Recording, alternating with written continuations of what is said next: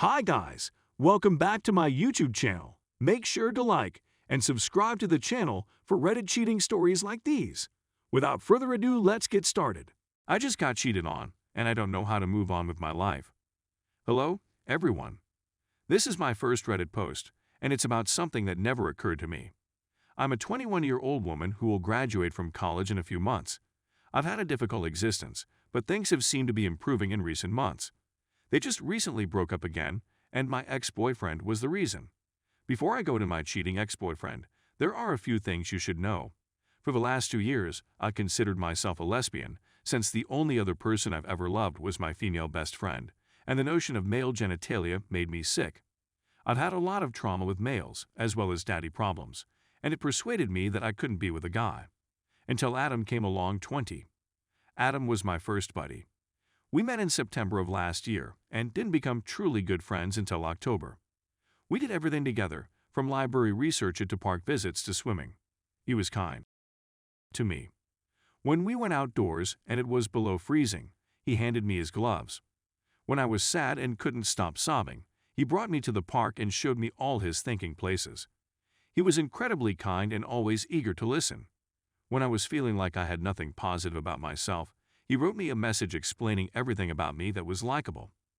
Adam had a female companion. He had a girlfriend whom he allegedly despised, and he was always criticizing her, labeling her as domineering and poisonous. I believed him because he was such a kind person, and he even showed me text conversations that added to the credibility of the deception. When he admitted he loved me, he claimed the following day he banned his ex, and we began dating a few days later. On our first day, we went roller skating, and that was insane. I didn't believe I could fall out of love with my first love or look at a guy without feeling terrified. But he was kind, and he made me feel comfortable being myself around him. I trusted him, thought he was beautiful, and thought he was a decent man. The first month went well, even perfect. Things went wrong in the second month. Our relationship had been going swiftly, and I was catching profound emotions much too soon, but I thought we'd be together forever.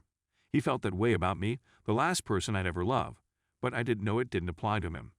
There were so many warning signals that I overlooked, such as him still having a Snapchat streak with his ex and constantly communicating to her, and him being so fatphobic that I wanted to quit eating. They did eventually find me. I discovered he was gaslighting me, emotionally abusing me, and dually pressuring me after speaking with some common acquaintances. He even forbade us from touching at one point because I was making too many excuses regarding S, despite the fact that I never lied. I was going to break up with him as soon as I knew this, but the same day I made that decision, I discovered he had been on a break, if that's what it was, with his ex for the entire period of our relationship, and I was essentially his side piece. He didn't really love me, and everything good he did was an effort to keep me under his control.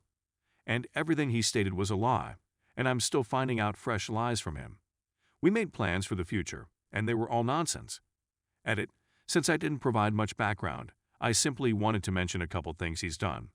I ended up giving in on Jewel's stuff like head and hand asterisk BS because I was afraid he'd leave me if I wasn't physical. Second, when I challenged him about his relationship with his ex, he branded me a liar and claimed that he never stated he blocked her on Snapchat, when he did. Third, there was a time when I went to a restaurant with a friend and he got angry because I didn't invite him, due to him being fatphobic and me not wanting my friend to suffer from his prejudiced sense of humor.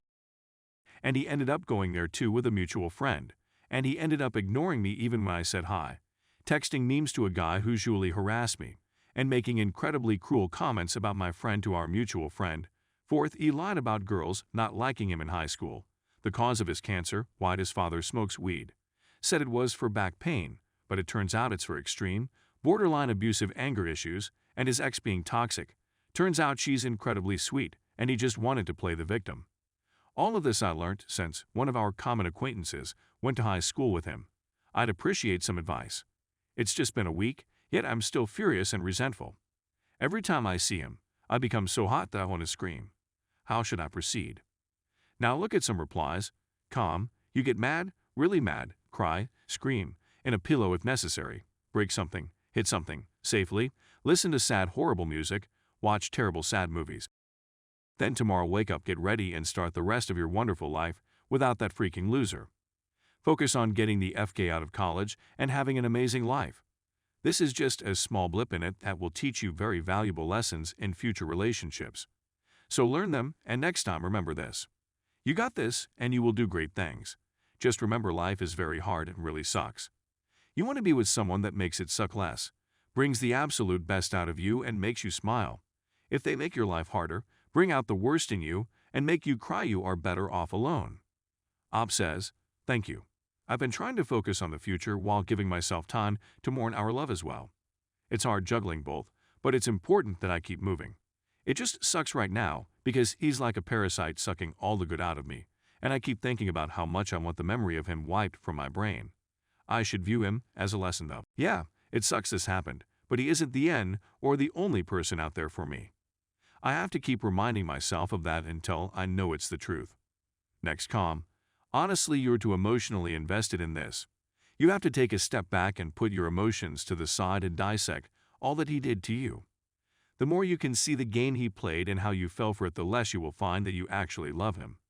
He's a narcissist, and he saw you as a challenge. Also, he did see that you are a broken person. He knew that he could do this to you because these narcissists have a radar to find the broken people. You can make lists if it helps you to see that he was playing you. A good list the ways he made you love him and realize those were lies, then rip that list up. Then a bad list, all the ways he hurt you, lied to you, made you feel invalid, pressured you. All the ways he gaslighted you and all the cheating he did. Keep that list with you to see the real person. He may even try to be with you again. Please know he's just a sad POS that can't love anyone because he doesn't even love himself. Op says, you're so right. I'm driving myself crazy by obsessing and ruminating over this, and I really do need to stop investing so much energy into him when it's very likely he doesn't give a FK about me. The lists are a really good idea. I didn't even think about that. I plan on starting to journal, so I really might try the lists. My memory sucks, so it might just help me realize that even the good memories are tainted and he should be a piece of the past altogether. Next calm, I just think you need time to thoroughly think, sit with yourself, and pull out all of those inner feelings you got tucked away. It's good you're in therapy, and that's where you start. Don't give yourself any timeline. Don't allow yourself to let this situation be the origin of more pain or confusion. You're still understanding your duality and path in life, so just put one foot in front of the other. Apply yourself in therapy and keep any preconceived notions about what it's supposed to do for you out of sight. Enjoy each day as another step in the right direction for your happiness and future. That guy was showing his true colors. Try to find hobbies you enjoy and you can meet new people that way. Bowling, pottery, which I'm interested in, sports, etc. I'd also steer away from romantic relationships right now and focus on family, friends, and your budding career. Your first tangible step is establishing yourself in therapy with someone you mesh well with and can help you unfold your questions and issues. Good luck. Op says, thank you so much for mentioning the preconceived notions. That's something I have a bad habit of doing, and I need to go into therapy tomorrow with an open mind and heart. If I go in there thinking I'll be magically healed or end up disappointed, nothing good will come out of it. Like a self-fulfilling prophecy, haha.